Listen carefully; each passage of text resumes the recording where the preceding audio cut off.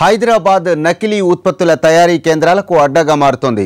ఎక్కడ పడితే అక్కడ కుటీర పరిశ్రమల్లా కల్తీ కాసారాలు పుట్టుకొస్తున్నాయి. శివార్లలో జంతు కళేబరాలు ఎముకలతో తయారు చేస్తున్న ఆయిల్ కేంద్రంపై నగర పోలీసులు దాడి చేసి సీజ్ చేశారు. హైదరాబాద్లో కుప్పలు తెప్పలుగా విస్తరిస్తున్న నకిలీ కల్తీ ఆహార ఉత్పత్తులపై పోలీసులు ఫోకస్ పెట్టారు. నిజానికి ఇటువంటి వాటిని గుర్తించి వారిపై చర్యలు తీసుకోవాల్సిన డిపార్ట్మెంట్ నిద్రలో జోగుతోంది. అసలు పనిచేయాల్సిన ఫుడ్ కంట్రోల్ అధికారులు ఇక్కడ ఎక్కడ ఉన్నారో తెలియని పరిస్థితి నెలకొంది.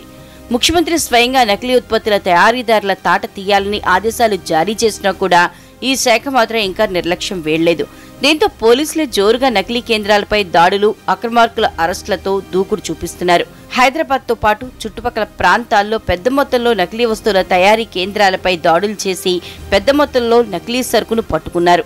తాజాగా యాచారంలోని ఒక ఆగ్రో ఇండస్ట్రీ మీద రాచకొండ స్పెషల్ పోలీసులు దాడులు చేశారు. పెద్ద మొత్తంలో నకిలీ ఆయిల్ తయారీని గుర్తించారు. ఎముకల్ని కరిగించి వాటితో నూనెను, నకిలీ డాల్డాను తయారు చేస్తున్నారు అక్రమ వ్యాపారులు. దాదాపు 2000 లీటర్ల పైచలకు ఆయిల్ ని తయారు చేస్తున్నట్లు గుర్తించారు. ఎంతో కాలంగా ఇక్కడ జరుగుతున్న తంతుపై స్థానికులు ఎప్పటికప్పుడు ఫుడ్ కంట్రోల్ అధికారులకు సమాచారం ఇస్తూనే ఉన్నారు. అయితే మామూళ్ల మత్తులో ఉన్న అధికారులు ఫిర్యాదులను పట్టించుకోలేదు. దీంతో వారు పోలీసులను ఆశ్రయించారు. రంగంలోకి దిగిన పోలీసులు ఆ కేంద్రంపై దాడి చేసి 100కు పైగా ఆయిల్ డ్రమ్స్, పెద్ద మొత్తంలో ఆయిల్ ని స్వాధీనం చేసుకున్నారు. బొక్కలతో తయారు చేసినటువంటి ఆయిల్ తయారైనటువంటి ఇన్ఫర్మేషన్ రాగా మేము ఇమీడియట్లీ మా యొక్క ఎస్ఐ మేమందరం వచ్చి ఇక్కడ రైడ్ చేయడం జరిగింది. ఇక్కడ దాదాపు ఒక 80 డ్రమ్ములు కొవ్వు, అదేవిధంగా బొక్కలతో తయారు చేసినటువంటి ఒక 2000 లీటర్ల ఆయిల్ని గుర్తించడం జరిగింది.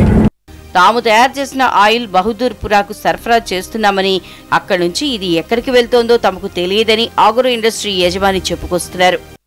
परमिशन है बहादुरपुर को वो ट्रांसपोर्ट करने का वाला नामा ट्रेडिंग वाले के पास परमिशन है ट्रेडिंग कंपनी वो in and out register trading register नहीं तो एक ही गाड़ी अभी हमने दिया ना एक गाड़ी दिया।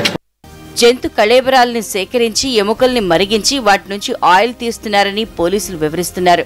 ఈ ఆయిల్ తయారీదారుల వెనకాల ఉన్న అసలు పెద్దల్ని కూడా పట్టుకుంటామని చెప్తున్నారు. ఇటువంటి నకిలీ ఆయిల్ గుట్టుచప్పుడు కాకుండా మార్కెట్లకు చేరుతోంది. వీటితో తయారు చేసిన ఆహార పదార్థాలని తిన్న పక్షంలో దీర్ఘకాలిక వ్యాధుల బారిన పడతారని వైద్య నిపుణులు హెచ్చరిస్తున్నారు. ఇప్పటికైనా ఫుడ్ కంట్రోల్ అధికారులు కళ్లు తెరిచి నకిలీ కేంద్రాలపై దాడులు చేయాల్సిన అవసరం